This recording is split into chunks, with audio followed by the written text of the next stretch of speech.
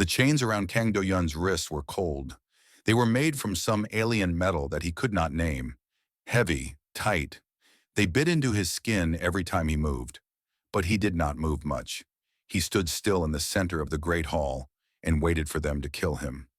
The Grand Assembly Hall was the largest room Do-yun had ever seen. It stretched in all directions like a small city. Thousands of seats rose up around him in a circle, and in those seats sat creatures from 100 different worlds. Some had scales, some had fur, some had no faces at all, just smooth heads with strange holes where eyes should be. They all watched him. They all waited. 12 figures sat above the rest on a high platform. These were the members of the Interstellar Ethics Committee. They were the judges, the jury, the executioners. Each one came from a different species, and each one had already decided that Do-yun was guilty. He could see it in their eyes. The ones that had eyes, anyway. The head of the committee was a tall creature called Ambassador Vorith. His skin was dark blue, and his forearms were folded across his chest. When he spoke, his voice filled the entire hall without any need for machines to make it louder. "Kang Do-yun of Earth," Vorith said, "you stand accused of crimes against the Sacred Accord. You are charged with the destruction of the medical vessel, Harmony's Light. You are charged with the murder of 412 Valari civilians. How do you answer these charges?" Do-yun lifted his head. He looked at Vorith. He looked at the thousands of aliens watching him. He thought about all the things he could say. He thought about the truth, but the truth did not matter here. He had learned that lesson already. "I am not guilty," he said. His voice was calm, steady. He had been a soldier once. He knew how to face death.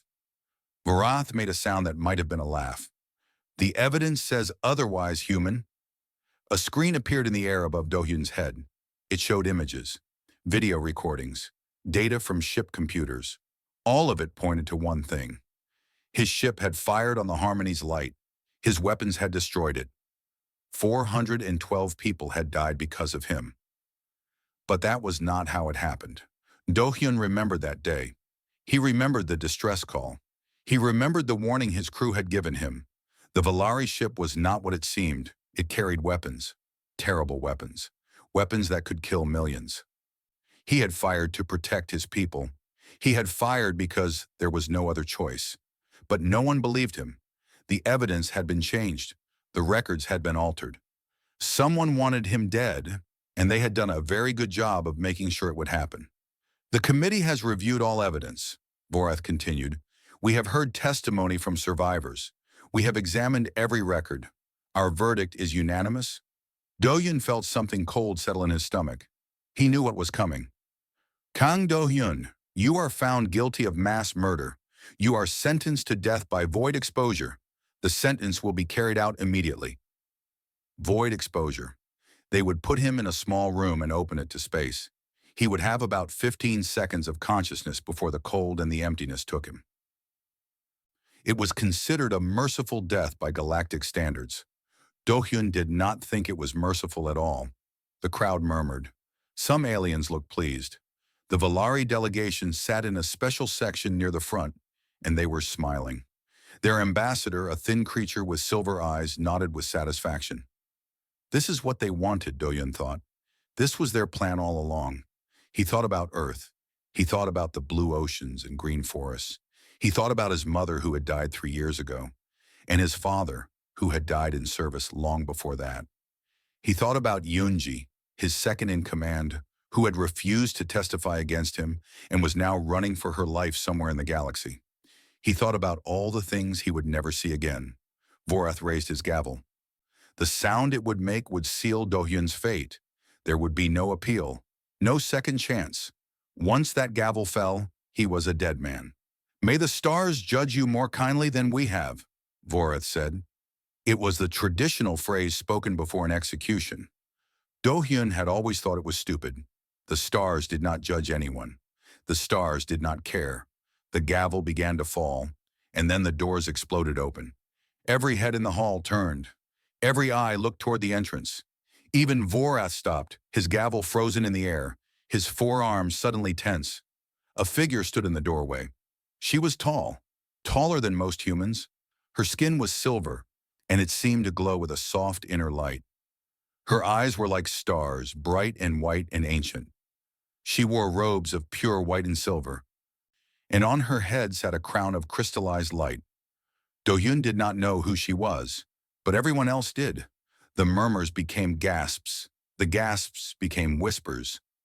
One word repeated over and over throughout the hall. Lunari. Lunari. The princess. The Lunari princess. The Lunari were the oldest civilization in the galaxy. They had been traveling between stars when humans were still living in caves. Their empire was vast and powerful, and they rarely involved themselves in the affairs of younger species. So why was their princess here? She walked forward. Her steps were slow and graceful. The crowd parted before her like water before a ship. She did not look at anyone except Vorith. "I invoke the right of ancestral witness," she said. Her voice was soft but clear. It reached every corner of the hall. Vorith's face twisted with anger. "Your Highness, this trial is concluded. The verdict has been given." "The verdict has not been sealed," she replied. "The gavel has not fallen. By the laws that existed before your committee was born, I have the right to present evidence. You cannot refuse me." She was right. Do-hyun could see it in Vorith's eyes. The ambassador wanted to refuse. He wanted to ignore her, but he could not. The right of ancestral witness was older than the committee itself. Even Vorith had to obey. "Very well," Vorith said through clenched teeth. "Present your evidence, Princess Yura." Yura. Her name was Yura. Do-hyun stared at her. He had never seen a Lunari before. He had never even been close to one. And now one was standing in front of the entire galaxy, stopping his execution. Why? Yura turned to look at him. Their eyes met. And for a moment, just a brief moment, Do-hyun felt something strange. A feeling of connection. A sense that he had seen those eyes before. But that was impossible. He would remember meeting a Lunari princess. Wouldn't he? Yura smiled. It was a small smile, barely visible. Then she turned back to face the committee. "Let me show you," she said, "what really happened." Princess Yura reached into her robes and pulled out a small crystal. It was no bigger than her thumb. Clear and bright, it caught the light and scattered it in all directions like a tiny star. "This," she said, holding it up for all to see, "contains the truth." Ambassador Vorith leaned forward. His 4 hands gripped the edge of his platform. "Where did you get that?" "That is not your concern." Yura's voice was cold. "What matters is what it contains. Play it." For a long moment, nothing happened. Vorith stared at Yura. Yura stared back. The entire hall held its breath. Then Vorith waved one of his hands. A beam of light shot down from the ceiling and touched the crystal. The crystal began to glow. And then, above Do-hyun's head, a new image appeared. It was a recording. Do-hyun recognized the ship immediately. The Harmony's Light. The Valari medical vessel he had supposedly destroyed in cold blood. But this recording was different from the one the committee had shown. This one had not been altered. This one showed the truth. The Harmony's Light was not carrying medicine. Its cargo holds were filled with containers, strange containers that glowed with a sickly green light. When the recording zoomed in, Do-hyun could see the warning symbols on those containers. Bioweapons. Class 7. Extinction level. The crowd gasped. Even Vorith seemed surprised. His blue skin turned a shade darker. "This is a lie," the Valari ambassador shouted. He jumped to his feet, his silver eyes blazing with anger. "This recording is fake. The humans have manipulated it." "The crystal is Lunari," Yura said calmly. "Our technology cannot be manipulated. You know this. Everyone knows this." The Valari ambassador's mouth opened and closed. He had no response. The recording continued. It showed the Harmony's Light receiving a communication. Orders from the Valari High Command. The orders were clear. Proceed to human colony world Kepler-7.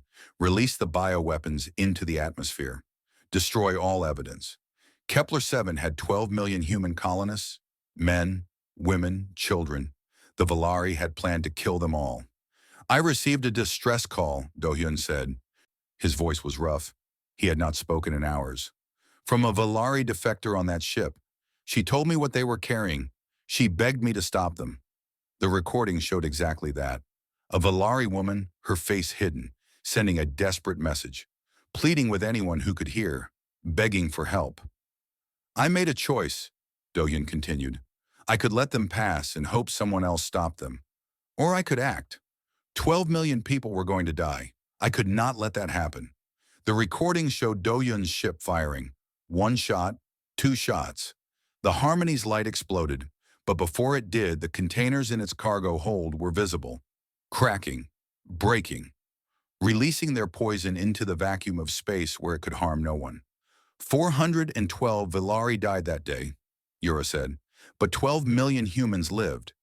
That is the truth that the committee refused to see. That is the truth that someone worked very hard to hide. She turned to look at the Villari delegation. Her star-bright eyes were cold. Would you like to explain, Ambassador, why your people were carrying weapons capable of destroying an entire world? The Villari ambassador said nothing. His silver eyes darted around the room, looking for support, finding none. Vorath slammed his gavel against the platform. The sound echoed through the hall. This changes nothing, he declared. Even if this recording is true, the human acted without authorization. He took the law into his own hands. He killed 400 people based on the word of a single defector. That is still a crime. A crime? Yura's voice was sharp. He saved 12 million lives. He stopped a genocide. And you call that a crime? The accord is clear. No individual may use lethal force against another species without approval from the committee. Kang Doyun did not have that approval. Therefore, he is guilty. Doyun closed his eyes. He understood now. They did not care about the truth. They never had. This was about power. This was about control. If humans could act on their own, if they could make decisions without asking permission, then the committee's authority meant nothing. They needed to make an example of him. Then I invoke the right of sanctuary, Yura said. The hall erupted. Voices shouted. Aliens stood from their seats. Vorath's face twisted with rage. You cannot do this, he said. I can and I have. Yura walked toward Doyun. She stood beside him and placed her hand on his shoulder. By the ancient laws, I claim this man as a guest of the Lunari Empire. You cannot touch him. You cannot harm him. He is under my protection. This is madness, Vorath snarled. You would risk a diplomatic incident for one human? I would risk far more than that. Doyun looked at her. He did not understand. He had never met this woman. He had never even been to Lunari space. Why was she doing this? What did she want from him? The Lunari Empire does not involve itself in the affairs of younger species, Vorath said. Your own laws forbid it. Why do you care about this human? Yura smiled. It was not a warm smile. Because he saved my life once, and we Lunari always pay our debts. The words hit Doyun like a blow. Saved her life? When? How? He had no memory of ever meeting her, but she was looking at him now, and there was something in her eyes. Something old, something that spoke of secrets and hidden truths. The human is released into your custody, Vorath said finally. The words seemed to cause him physical pain. But this is not over, Princess. The committee will not forget this insult. I would be disappointed if you did. Guards came forward to remove Doyun's chains. He rubbed his wrists, feeling the blood return to his hands. He was free. Somehow, impossibly, he was free. Yura turned and walked toward the exit. She did not look back. She expected him to follow. He did. As they left the hall, he could feel thousands of eyes on his back. He could hear the angry muttering of the Villari. He could sense the committee's fury like heat from a fire. This was not over. He knew that. He had just made enemies of some of the most powerful beings in the galaxy. But he was alive, and right now that was enough. They walked through long corridors made of white stone. Lunary guards fell into step around them, their silver armor gleaming. No one spoke. Finally, when they were far from the hall, Yura stopped. She turned to face Doyun. You have questions, she said. Many. Ask one. Dohyun thought about all the things he wanted to know. Why did you save me? What do you want? How did I save your life? But one question was more important than all the others. You said I saved your life, he said slowly. But I do not remember that. I have never met you before. Yura nodded. I know. Then how can it be true? She stepped closer to him. Her star-bright eyes looked into his. "You do not remember," she said softly, "because we made you forget." And with those words, everything Do-Yun thought he knew about his life began to fall apart. The Silver Dawn was the most beautiful ship Do-Hyun had ever seen. It was long and elegant, shaped like a leaf falling through water. Its hull shimmered with that same silver light that seemed to follow the Lunari everywhere. Inside, the walls were smooth and white, and soft music played from somewhere he could not see. But Do-Hyun did not care about the beauty. He cared about answers. "Explain," he said. He was sitting across from Yura in a small room near the center of the ship. "Tell me what you meant. Tell me what I forgot." Yura was quiet for a moment. She looked out the window at the stars passing by. Then she began to speak. 15 years ago, I was young, foolish. I wanted to see the galaxy without guards and servants following my every step. So I disguised myself and traveled alone through human space. 15 years ago, Do-Yun would have been 17, just a boy, fresh out of training, assigned to his first ship. My transport was attacked, Yura continued. Pirates. They did not know who I was. They just saw a ship they could rob. They killed the crew. They were about to kill me. She turned to look at him. But then a human patrol ship appeared.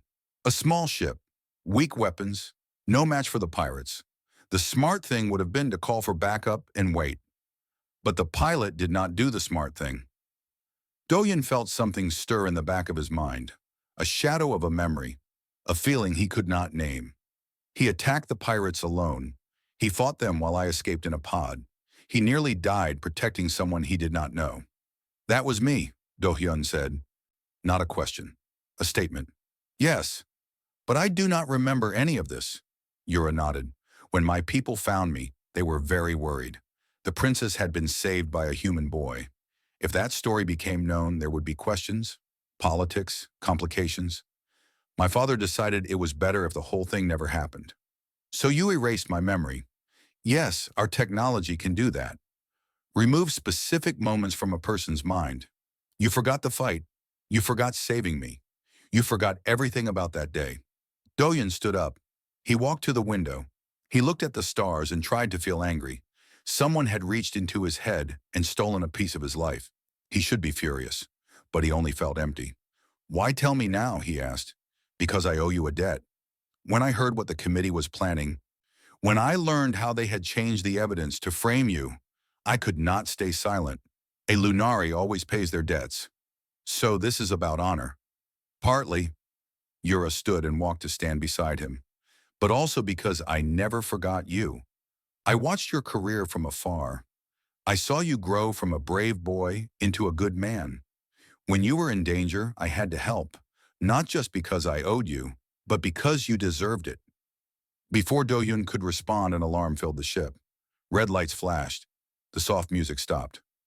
What is that? Do-Hyun asked. Yura's face went pale. Intruder alert. Someone is on the ship who should not be here. The door to the room burst open. A Lunari guard rushed in. His silver armor was stained with something dark. Your Highness, he gasped. We have been breached. There is an assassin. Velari. They are here for the human. Yura grabbed Do-Hyun's arm. We need to get you somewhere safe. But even as she spoke, a figure appeared in the doorway behind the guard. It moved so fast that Do-Hyun barely saw it. One moment the guard was standing. The next moment he was falling, a knife buried in his back. The assassin was small, thin. Its skin was the same silver color as the Velari ambassador. Its eyes glowed with cold hatred. Kang Do-Hyun, it said. Its voice was like ice. The Velari Collective sends its regards. It lunged. Do-Hyun moved without thinking. His body remembered its training even when his mind was still catching up. He pushed Yura aside and met the assassin's charge. They crashed together and fell to the ground. The assassin was fast, faster than any human. Its knife flashed toward Do-Hyun's throat. He caught its wrist and twisted. The knife clattered away. But the assassin had another weapon, a small device that crackled with electricity. It pressed the device against Do-Hyun's chest. Pain exploded through his body. Every muscle locked up. He could not move, could not breathe. But then Yura was there. She picked up the fallen knife and drove it into the assassin's shoulder. The creature screamed and rolled away. Do-hyun gasped for air. "Run!" he managed to say. "Get help! I will not leave you. Yura, please." The assassin was getting up. The knife was still in its shoulder, but it did not seem to care. It pulled out another weapon, a small gun. "You should have let the committee kill him," the assassin said. "Now you will both die." It aimed the gun at Yura. Do-hyun moved. He did not think. He did not plan. He simply moved. He grabbed the fallen guard's weapon, some kind of energy blade, and he threw himself at the assassin. The gun fired. The shot missed Yura by inches. Then Do-hyun was on the assassin, the blade in his hand, and everything became very simple. The fight lasted only seconds, but it felt like hours. The assassin was skilled, deadly, but Do-hyun was something else. He was human. Humans were not the strongest species in the galaxy, not the fastest, not the smartest, but they had something that other species did not understand. They had the ability to push past their limits, to ignore pain, to keep fighting when any reasonable creature would stop. The assassin expected Do-hyun to be weak, to be slow, to be easy. The assassin was wrong. When it was over, Do-hyun stood alone. The assassin lay still at his feet. The energy blade hummed in his hand. Yura stared at him. Her star-bright eyes were wide. "You killed it," she said. "With your bare hands, you just killed it." Do-hyun dropped the blade. His hands were shaking. His whole body was shaking. "It was going to hurt you," he said simply. "I could not let that happen." Yura walked toward him. She reached up and touched his face. Her silver fingers were cool against his skin. "This is why the galaxy fears humans," she whispered. "Not because you are strong, but because you never give up. You never stop. You will fight and fight until there is nothing left of you." "Is that a bad thing?" She smiled. It was a real smile this time, warm, gentle. "No," she said. "I think it might be the most beautiful thing I have ever seen." An alarm blared again, different this time, more urgent. A voice came over the ship's speakers. "Your Highness, multiple ships approaching. Valari Warfleet. They have found us." Do-hyun looked out the window. In the distance, lights appeared. Dozens of them, growing closer. The Valari had come to finish what the assassins started. And this time, there was nowhere to run. The Valari Warfleet filled the view screen. Do-hyun counted 37 ships. Some were small and fast. Others were massive, bristling with weapons. All of them were pointed at the Silver Dawn. "We cannot fight them," the ship's captain said. She was a Lunari woman with silver hair and worried eyes. "Our ship is not designed for combat." Yura stood at the center of the command deck. Her face was calm, but Do-hyun could see tension in her shoulders. "What do they want?" she asked. "They are sending a message." The view screen flickered. A face appeared. The Valari commander. He was larger than most of his kind, with deep silver eyes and scars across his face. He smiled when he saw Yura. "Princess," he said. "What an honor. I am Commander Kalos of the Valari Second Fleet." "You are in violation of galactic law," Yura replied. "This ship carries diplomatic protection. You cannot attack us." Kalos laughed. "Diplomatic protection? You harbor a criminal, a murderer who killed 400 of our people. The committee may have released him into your custody, but we have not. He is innocent. The evidence proves it. Evidence can be questioned, debated, argued over for years." Kalos leaned forward. "We prefer a more direct approach. Surrender the human, and you may leave in peace. Refuse, and we will take him by force." Yura did not hesitate. "I refuse." Kalos's smile faded. "You would risk war with the Valari Collective for one human? I would risk everything for justice. Then you are a fool." The screen went dark. "They are powering weapons," the captain reported. 30 seconds until they are in firing range." Do-hyun stepped forward. "There must be something we can do. Some way to escape." The captain shook her head. "Our engines are fast, but not fast enough. They will catch us before we reach safety." Yura turned to look at Do-hyun. "I am sorry. I thought we would have more time." "Do not apologize." Do-hyun walked to stand beside her. "You saved my life. Whatever happens now, I am grateful." This is not how I wanted our story to end. Do-hyun almost smiled. Stories do not always end the way we want. The ship shook. Warning alarms screamed.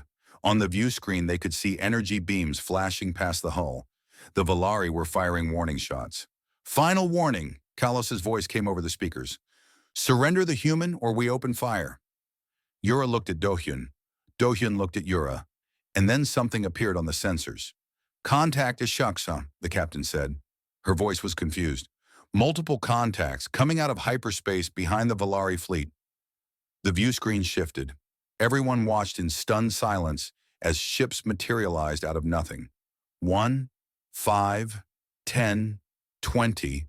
More and more, filling the empty space like stars being born. They were human ships. Do-hyun recognized the design. Earth's 7th Fleet. Battle cruisers. Destroyers. Carriers filled with fighter craft.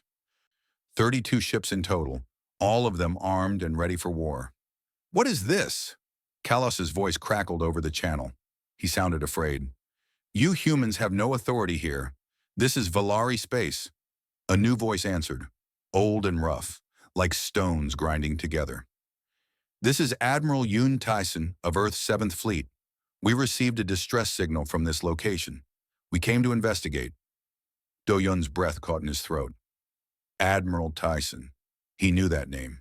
Everyone knew that name. Tyson was a legend. He had served with Do-hyun's father 30 years ago.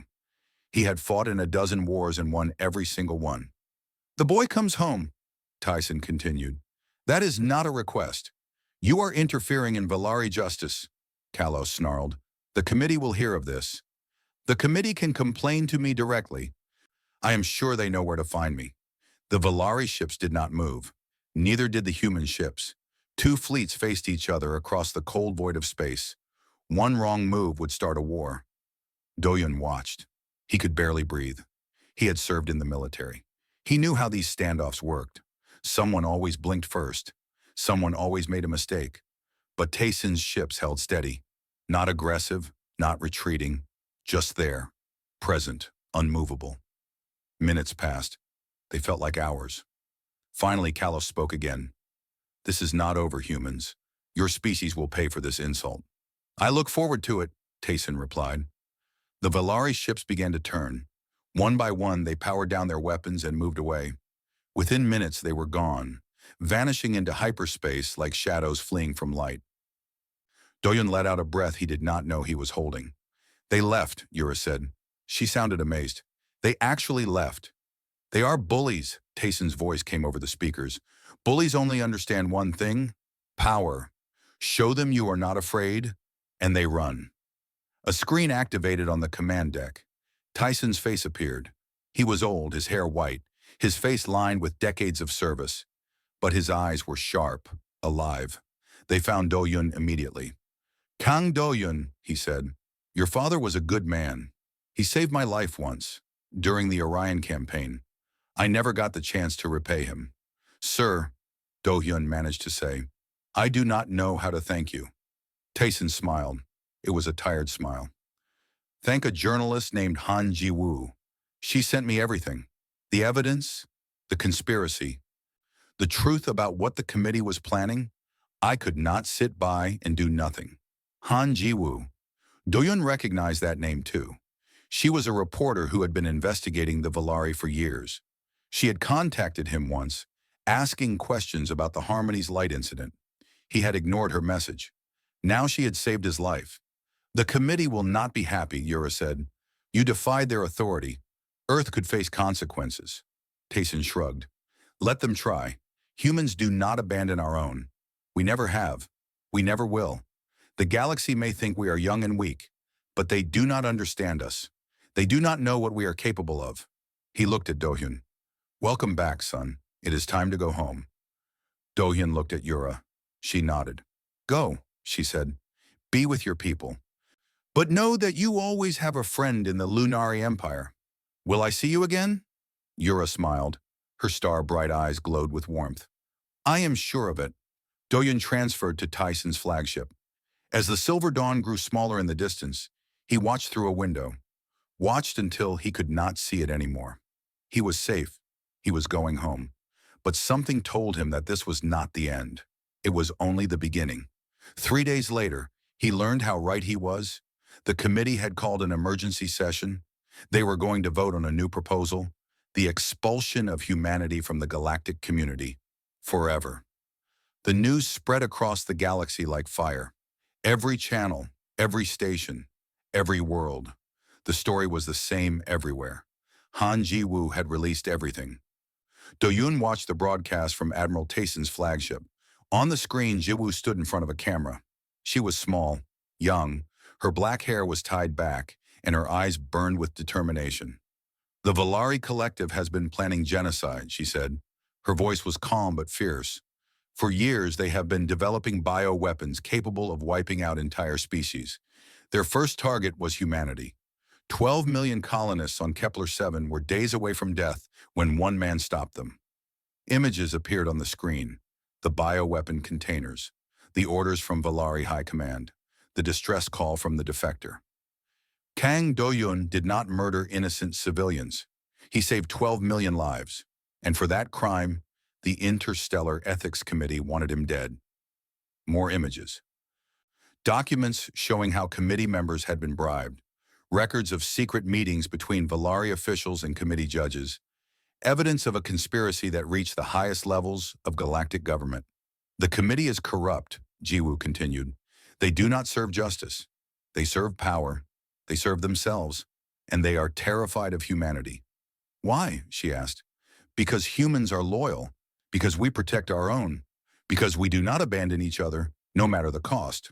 The committee cannot control that. They cannot understand it, so they want to destroy it."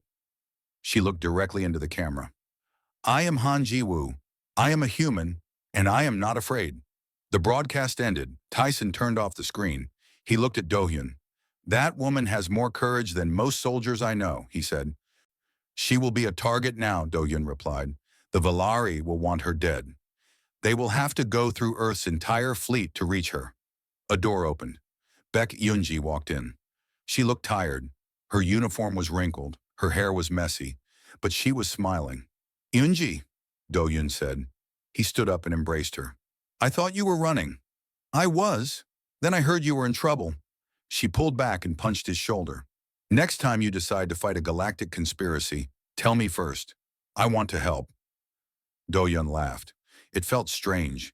He had not laughed in a long time. "The committee has called an emergency session," Tayson said. "They are meeting right now.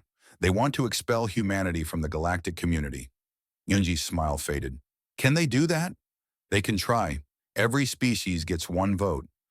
If enough of them vote against us, we are out." "What happens then?" Tayson was quiet for a moment. "Isolation. No trade with other species. No access to galactic shipping lanes. No protection under galactic law. We would be alone." Do-hyun thought about what that meant. Humanity had grown strong because of its connections to other worlds. Trade brought technology. Alliances brought security. Without those things, Earth would be vulnerable. "We need to stop this vote," he said. "How?" Yoonji asked. "We have no allies on the committee." "We have one?" Everyone looked at Do-hyun. "Princess Yura," he said. "The Lunari. She stood up for me once. Maybe she will stand up for all of humanity." Tayson frowned. "The Lunari do not involve themselves in galactic politics. They have not taken a side in anything for 1,000 years." "Then maybe it is time they started."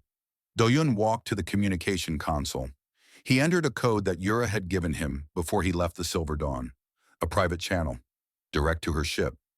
The screen flickered. Yura's face appeared. "Do-hyun," she said. She looked surprised. "Is something wrong?" "The committee is voting to expel humanity. We need help." Yura was quiet. Her star-bright eyes studied him through the screen. "You are asking me to break 1,000 years of tradition," she said finally, "to involve my people in a conflict that is not our concern. I am asking you to do what is right. Right and easy are rarely the same thing." "I know." Do-hyun leaned closer to the screen. "You told me that humans never give up, that we fight until there is nothing left. That is true, but we also know when to ask for help. And I am asking you now, not for me, for millions of humans who have done nothing wrong, for children who deserve a future, for everyone who believes that justice should mean something." Yura did not respond. Seconds passed. They felt like years. Then she smiled. You really are something special, Kang Do-yun, she said. I will do what I can. The screen went dark. Yoonji stepped up beside him. Do you think she will help? I think she will try. Hours later, they received word. The vote was about to begin. Every species in the galactic community was represented. Thousands of aliens packed into the Grand Assembly Hall. Ambassador Vorath stood at his platform. His forearms were spread wide. We are here to decide the fate of humanity, he declared. They have defied our authority. They have broken our laws. They have proven themselves a threat to galactic stability. The motion before us is simple. Expulsion. All in favor? Hands went up. Tentacles, claws, appendages of every shape and size. Do-yun watched the count on a screen aboard Tayson's ship. The numbers were not good. 60% in favor, 70%, 80%. His heart sank. It was over. They had lost. And then the doors of the assembly hall burst open. Princess Yura walked in, but she was not alone. Behind her came a procession of Lunari, hundreds of them, ministers, generals, nobles, the entire leadership of the Lunari Empire. I request the floor, Yura said, Vorath's face twisted with anger. This vote is in progress. You cannot interrupt. I invoke the right of imperial address. When the Lunari speak, the galaxy listens. Another ancient law, another rule that predated the committee. Vorath had no choice but to allow it. Yura walked to the center of the hall. She stood where Do-yun had stood days before, but she did not wear chains. She wore a crown. The Lunari Empire has watched this situation with great interest, she said. We have seen the evidence. We know the truth, and we have made a decision. She raised her voice. The Lunari Empire officially allies with humanity. We pledge our full support to Earth and all its colonies. Any attack on humanity will be considered an attack on us. The hall exploded with noise. Aliens shouted, some in anger, some in disbelief, some in something that might have been hope. Furthermore, Yura continued, we call upon all species who believe in justice to stand with us. The committee is corrupt. Its leaders have lied to you. They have used their power to protect criminals and punish the innocent. This must end. She looked around the hall. Who will join us? For a long moment, no one moved. Then a small creature stood up, a representative from a minor world. Its voice was quiet. We stand with humanity. Another representative stood. As do we. And then another, and another. Species that had been bullied by the Volari. Species that admired human courage. Species that simply believed that what was happening was wrong. One by one, they stood. The numbers on the screen changed. 80%, 70%, 60%, 50%. Vorath watched in horror as his majority crumbled. When the count finally stopped, only 43% had voted for expulsion. Not enough. The motion failed. Humanity would remain. On the flagship, Do-hyun let out a breath. Yoonji cheered. Even Tyson smiled. They had won. But as the celebration continued, Do-hyun watched the screen. He saw the Volari ambassador storm out of the hall. He saw Vorath's face, twisted with rage and humiliation. This was not over. The Volari would not forgive. The committee would not forget. War was coming, maybe not today, maybe not tomorrow, but soon. And when it came, humanity would be ready. 3 days after the vote failed, the committee called another session. They were not giving up. They could not afford to. If humanity remained in the galactic community, everything they had built would begin to crumble. This time, they were smarter. This time, they had a plan. Do-yun stood at the entrance to the Grand Assembly Hall. He was not in chains anymore. He was not a prisoner, but he felt more afraid than he had been on the day of his execution. Unji stood beside him. You do not have to do this, she said. You have already done enough. No, Do-hyun replied. This is my responsibility. They want to punish humanity because of me. I cannot hide while others fight my battles. Yura appeared from a side corridor. She was dressed in formal robes, her crown gleaming on her silver hair. The committee has changed their approach, she said. They are no longer calling for expulsion. They are calling for restrictions. What kind of restrictions? Limits on human expansion. bans on human military ships in neutral space, mandatory inspections of all human trade vessels. Yura's eyes were hard. They want to put you in a cage without calling it a cage. Doyun nodded. Then we need to convince them otherwise. He walked into the hall. The thousands of seats were filled again. Aliens from across the galaxy, watching and waiting. Vorath sat on his high platform, his forearms folded, his expression cold. Kang Doyun, Vorath said, you dare to show your face here again? I have every right to be here. I am a citizen of Earth, and today you are putting Earth on trial. Vorath smiled. It was not a pleasant smile. Indeed we are. But this trial is not about you. It is about your entire species. The question before us is simple. Are humans a threat to galactic stability? Representatives began to speak. One after another, they listed complaints about humanity. Humans expanded too quickly. Humans were too aggressive. Humans formed bonds that were too strong, loyalties that were too fierce. They could not be controlled. They could not be predicted. Do-hyun listened to it all. He heard the fear behind their words. The galaxy was afraid of humans, not because humans were powerful, but because humans were different. After an hour of testimony, Vorath turned to Do-hyun. Do you have anything to say in defense of your species? Do-hyun stood. He walked to the center of the hall. He looked around at the thousands of faces watching him. Then he began to speak. You are right to be afraid of us, he said. The hall went silent. Even Vorath seemed surprised. Humans are everything you say we are. We are aggressive. We are stubborn. We form bonds that we will die to protect. We do not know when to give up. We do not know when to quit. We fight until there is nothing left of us, and sometimes we fight even after that. He paused. But that is not a weakness. That is our strength. He turned slowly, looking at different sections of the hall. You look at us and see chaos. You see danger. You see a species that cannot be controlled. But do you know what I see when I look at humanity? He thought of Yunji, who had risked everything to stand by him. He thought of Admiral Tayson, who had brought a fleet to save one man. He thought of Jiwoo, who had fought for truth even when it put her life in danger. I see love, he said. I see loyalty. I see people who will never abandon each other, no matter how dark things get. His voice grew stronger. We are small. We are young. We have been traveling among the stars for barely 300 years, while some of you remember the birth of galaxies. We live for less than a century. Our bodies are weak. We break easily. We die easily.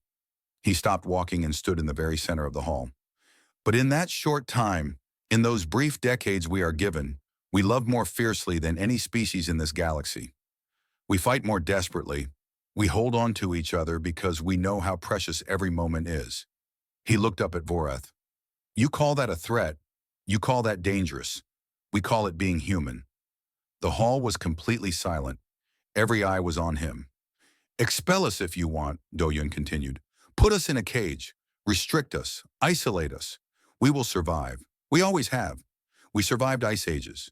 We survived wars that nearly destroyed us. We survived plagues and famines and disasters that would have broken any other species. His voice dropped, becoming quiet but intense. And we will survive you. He turned to face the entire assembly. But ask yourselves this. Do you really want us as enemies? Do you really want to spend the next 1,000 years watching over your shoulders, wondering when the humans will come? Or would you rather have us as allies, as friends? He spread his hands. We do not abandon our own. That is true. But we also do not abandon our friends. Stand with us, and we will stand with you. Help us, and we will help you. That is the promise of humanity. That is who we are. He finished speaking. The silence stretched on. Then slowly, Princess Yura stood up from her seat. She began to clap. The sound echoed through the hall. Other Lunari joined her, then other species, then more and more. The applause grew. It filled the hall like thunder. Not everyone clapped. The Volari sat in angry silence. Some committee members refused to join, but enough did. Enough believed. Vorath raised his hand for silence. Very moving words, he said. His voice was cold. But words do not change facts. The motion before us remains. All in favor of restrictions on humanity? Hands went up, fewer than before. All opposed? More hands, many more. When the count finished, the restrictions had been rejected, 62% against. Humanity remained free. Vorath slammed his gavel. The session was over, but Doyun could see the fury in his eyes. This was not the end. Outside the hall, Yura found him. "You did well," she said. "I did not know humans could give such speeches." Doyun shook his head. "I just told the truth. Sometimes that is enough. And sometimes it is not." She looked back at the hall. "Vorath will not stop. Neither will the Avalari. They have too much to lose. Then we will be ready." Yura studied him. Her star-bright eyes seemed to look right through him. "You have changed," she said. "When I first saved you, you were ready to accept death. Now you fight like you have something to live for." Doyun thought about that. She was right. Something had changed inside him. He had found a reason to keep going. A purpose. "I have you to thank for that," he said. "Me? You reminded me what humans are capable of. You showed me that one person can make a difference." He smiled. "And you believed in me when no one else did." Yura was quiet for a moment. Then she reached out and took his hand. "Come with me to Lunari space," she said. "There is something I want to show you." "What?" "The future." Her smile was warm. "Our future." Doyun did not hesitate. "Lead the way." The galaxy had changed. The Valari government collapsed under the weight of scandal. Leaders who had ordered the bioweapon program were arrested. Some fled. Some took their own lives rather than face justice. The Valari collective was broken, and it would take generations to rebuild. The Interstellar Ethics Committee went through reforms. Vorath was removed from his position. New rules were put in place to prevent corruption. It was not perfect. Nothing ever was. But it was better than before. Han Jiwoo won every award a journalist could win. Her broadcast had been seen by billions of beings across the galaxy. She became the most famous human in history. But she did not let fame change her. She kept investigating. She kept searching for truth. Admiral Yoon Taeson retired with full honors. He had defied the committee. He had risked war. And he had been proven right. Earth gave him medals, parades, everything a hero deserved. He accepted it all with grace, and then went home to his small house by the sea. Baek Eunji took command of a new peacekeeping force. It was a joint operation between humans and Lunari. Ships from both civilizations working together to keep the peace. She was good at it, better than she had expected. And Kang Do-yun? Do-yun stood on a balcony in the Lunari capital, looking up at an alien sky. The stars here were different, brighter, more colorful. 2 moons hung on the horizon, one silver, one gold. He was no longer a prisoner, no longer a fugitive. He was the ambassador of Earth to the Lunari Empire, a bridge between 2 civilizations that had become allies, friends. It was strange. A year ago, he had been ready to die. He had accepted his fate with quiet dignity. Now he had a future, a purpose, a reason to keep living.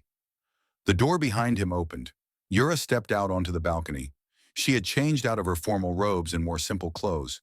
Without the crown, she looked almost ordinary, almost human. "You are thinking again," she said. "I can always tell. Your face gets this look." Do-yun smiled. "What look?" "Like you are carrying the weight of the galaxy on your shoulders. Some days it feels that way." She walked over to stand beside him. They looked at the stars together in comfortable silence. "I visited Earth last month," Yura said eventually. "It was my first time." "What did you think?" "It was loud, messy, full of people rushing everywhere." She paused. "I loved it." Do-yun laughed. "That sounds like Earth. Your people pack so much life into every moment. Every day is filled with noise and energy and passion. I have lived for 200 years, and I have never seen anything like it. We do not have the luxury of time. Humans live for barely a century. We have to make the most of what we have." Yura nodded slowly. "That is what makes you special. Not your strength, not your technology, your hunger for life. Your refusal to waste a single second." She turned to look at him. "That is what I admire most about you, Do-hyun. You know how precious time is. You do not take anything for granted." Doyun met her gaze. Her star-bright eyes glowed softly in the dim light. "Can I ask you something?" he said. "Anything. When you saved me from the committee, was it only because of the debt? Because I saved you 15 years ago?" Yura was quiet for a long moment. "At first, yes," she admitted. "My people believe in paying our debts. When I learned what the committee was planning, I felt obligated to help. And now," she reached out and touched his face. Her silver fingers were cool against his skin. "Now I know it was more than that. Watching you fight, hearing you speak, seeing the way you never give up, no matter how hopeless things seem." She smiled. "I did not save you because of a debt. I saved you because you were worth saving."